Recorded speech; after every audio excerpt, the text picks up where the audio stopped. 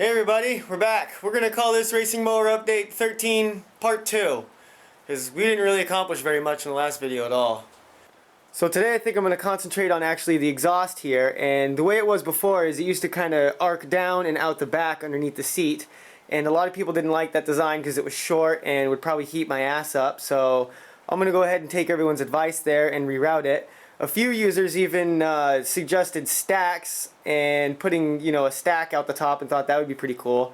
But the problem with that is I need to maintain the ability to turn my steering left and right, and I don't really want exhaust kind of popping in my face as I'm screaming down the road at 30 miles an hour on this thing.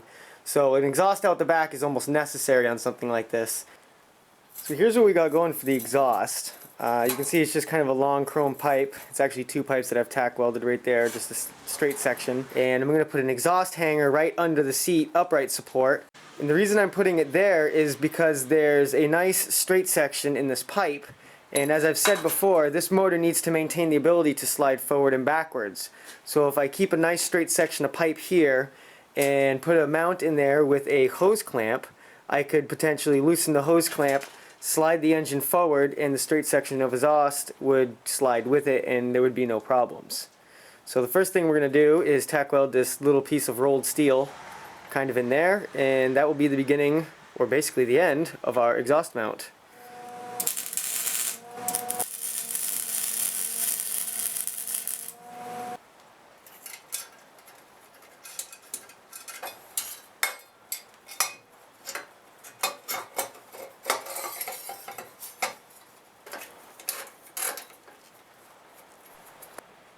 So there's an exhaust mount, pretty much finished.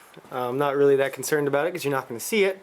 You can see I actually spun the hose clamp around. You can access it now with a screwdriver through the steel mesh and tighten it. So that's pretty cool. Still access to it. But now we can concentrate on trying to connect this to this. So here's how I'm thinking or hoping it'll connect. Everything seems like it's really close. A little bit of work with the grinder and some welding. Hopefully not melting through the steel, and we'll have an exhaust.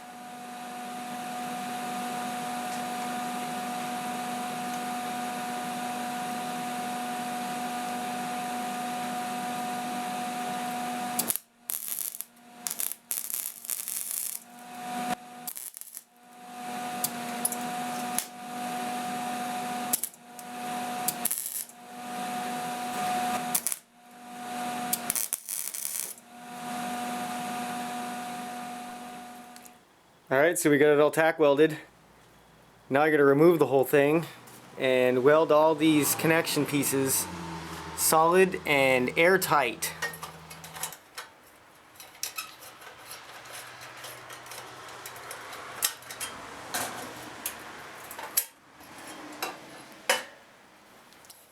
So here it is. It's basically like a gooseneck exhaust. It's got a few bends in it.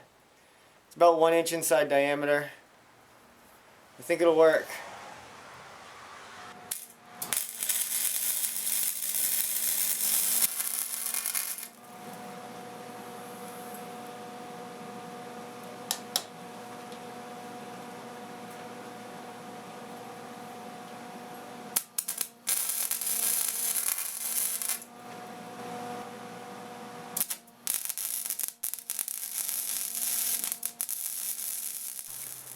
So there's our exhaust all welded. I had a little bit of burn through on this outside radius on the top, but I was able to seal it up pretty good, so I think it's all set. Won't know until we run it.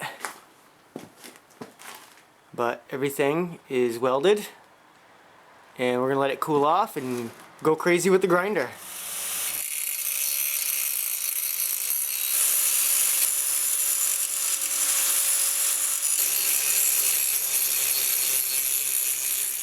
Alright, so after a long time with the grinder, we finally got what looks like a usable exhaust.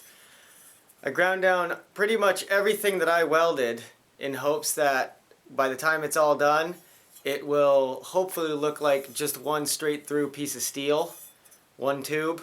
You can definitely tell that it steps up there, but I think it'll work just fine. This section is probably 1 foot long, and I probably got another 6 or 8 inches right here in that bend, so we got about 18 inches of exhaust. So basically we're going to test fit this thing to see if it still fits, and if it does, then we'll trim it to length and call it done.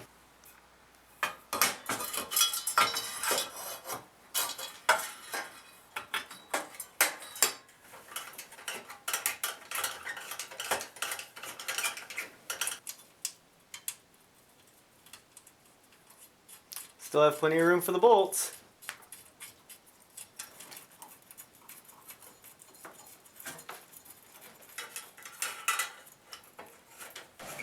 So now you can get a really good look at it from the back here. You can see it comes out, bends down and back, and shoots right straight out the back.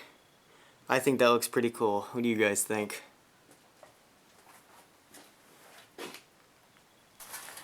Let's try it with this seat on. Put that into place. Look at that. Clears it with room to spare. I could fit my hand in there.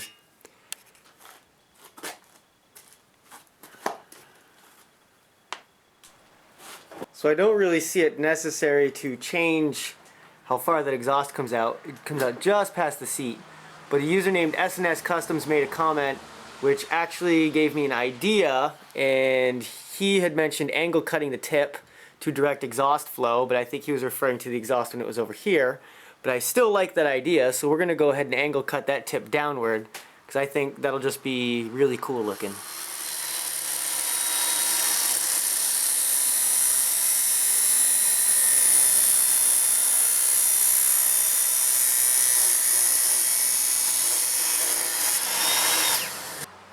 So there's the tip angled. For those of you wondering, I cut it at 22.5 degrees. I didn't want too much of an angle cut because I thought it would look tacky. I think that is just about perfect. Oh yes, we've got diamond plate. Alright, so before we get started back on the project again, I just wanted to say, hey, what's up to a user named Chevrolet Buick. He actually sent me a package. I sent him a license plate a little while ago. He requested because he collects them.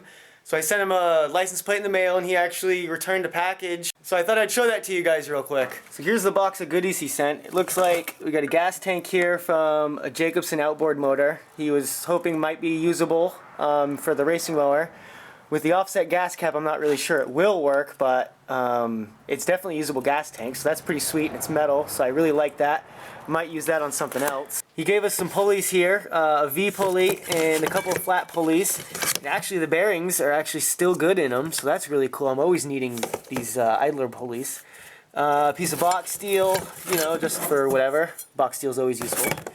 And a Honda clone valve cover, which actually I think that's a real Honda valve cover and that's a Honda clone, so I don't think it'll fit because the bolt pattern's a little different.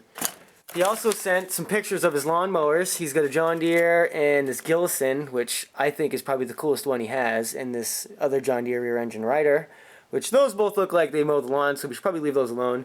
But definitely mod the living crap out of that one and beat it, like I do, to the Murray.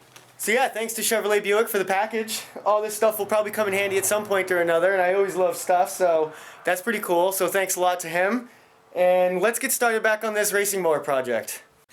So, like I said, we got our diamond plate, and this is actually aluminum, not steel. And I'll tell you one thing, it is hard as hell to find this stuff where I live. I searched 8 different places to try to find this. Nobody had it, or a piece this size, which I paid $11 for from an industrial supplier. A piece this size from a hardware store was $47. And a piece that was literally twice the size was $3 more for $50, which I thought was just outrageous. I refused to pay that much. Spent a little more time hunting and I got this one for $11, which is way more than enough. So, also got some cutting discs. This one, I didn't know they actually made these, is specifically for aluminum. And the way the guy explained it to me was that the build of the aluminum doesn't build up on the wheel like it does with the steel blades. So that's pretty cool. He says these rip right through aluminum, so we'll definitely make use of that. Alright, so we got some templates made here out of cardboard, and we're kind of taking the advice of a couple users, one being 318 Captain, because he reminded me that choppers, like motorcycles, don't actually cover their primary belts, so maybe it's not that big a deal for this little racing mower, so we're going to go with that. And also a user named Mudden Mower 69, or Mower 69 Mudden I think his name is. I love your guys' names, by the way. He mentioned just kind of building a modular guard for each pulley kind of attached to the frame, which is basically what you see here. Obviously it's not going to be cardboard when it's done. We're going to do it out of diamond plate, but that's where we're going. So we've got in the shop today Jake, my buddy. He's actually got a YouTube channel and his name is Street Legal Carts.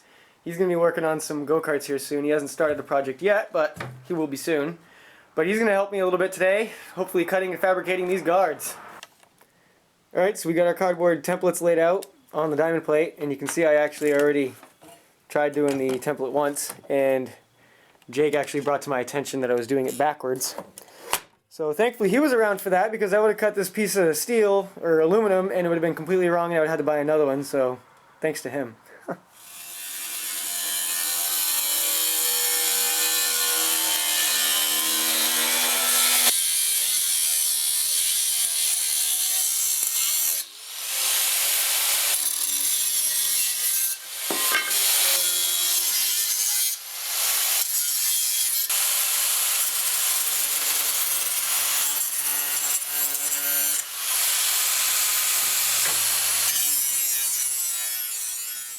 Alright, so the diamond plate aluminum is cut, ground, and kind of set into place. We got to work on some mounting tabs. But I'm talking to Jake here, and he's just kind of talking about when he starts his build, which he hasn't really done yet, but he's kind of trying to convince me to try to mold the metal around and do all these crazy things like they do with choppers and gas tanks and stuff. And he's kind of displaying that over here. Let her rip, Jake, just so see. We're using the bar stool as a sandbag.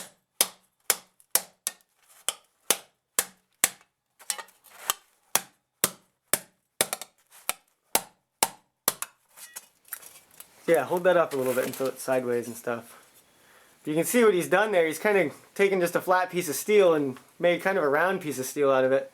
And I don't really want to take that much time or really try to learn how to do that on this build, but it's definitely a cool technique and something I should look into. But I can't wait till you start your build, dude. That's going to be sick if you're doing shit like this. Yeah, it'd be cool. I won't be able to leave it alone, that's for sure. So yeah, you guys should check out his channel, so hopefully once he gets his welder squared away, he can start doing some crazy...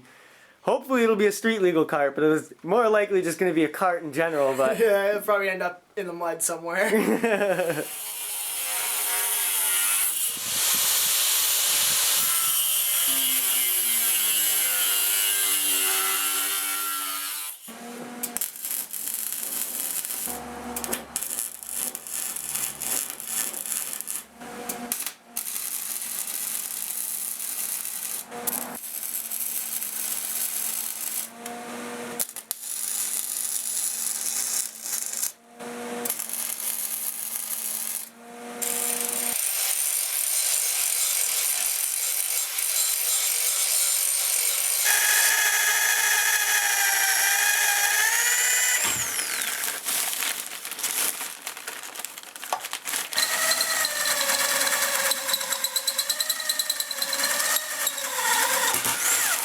Uh-oh.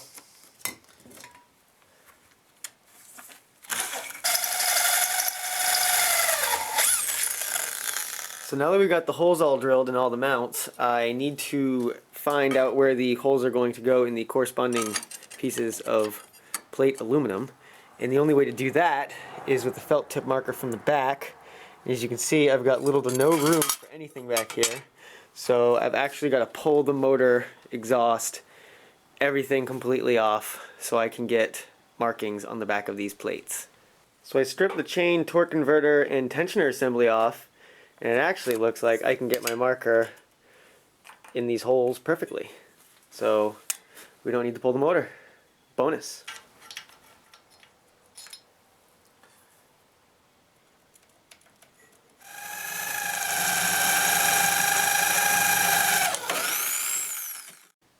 So the chain guard is done. The exhaust is done. The belt guard is done. We just need to get some Allen button head bolts or something to put in there, and maybe grind down these little pieces of diamond plate where the bolts are going to go in. It looks pretty good. So finally, that's pretty much it for fabrication to the frame. I'm pretty confident that there really isn't much else that needs to be added. If anyone watching this can see anything that I've overlooked or has any advice, please let me know before I go ahead and, finish this thing up and paint it, because I don't want to have to strip it back down and fix things. So now it's just a matter of taking everything off of the frame and basically knocking all the welds down that I've done, cleaning the frame up the best that I can, basically re-welding anything that might need a little bit of welding here and there. There's a couple of things I actually need to straighten out and touch up, but we'll go over all that next week, so tune in for that. But rate the video, you guys, if you liked it. As always, thank you very much. We're going to call this a done deal for the week. Thanks for everyone who commented in my last video. I had, I think, 140 comments in 24 hours of people giving me advice and basically helping me troubleshoot how to complete this belt guard. So huge thanks to all my YouTube viewers and subscribers for that. And that's pretty much it for this week. We'll see you next week. Thanks for watching.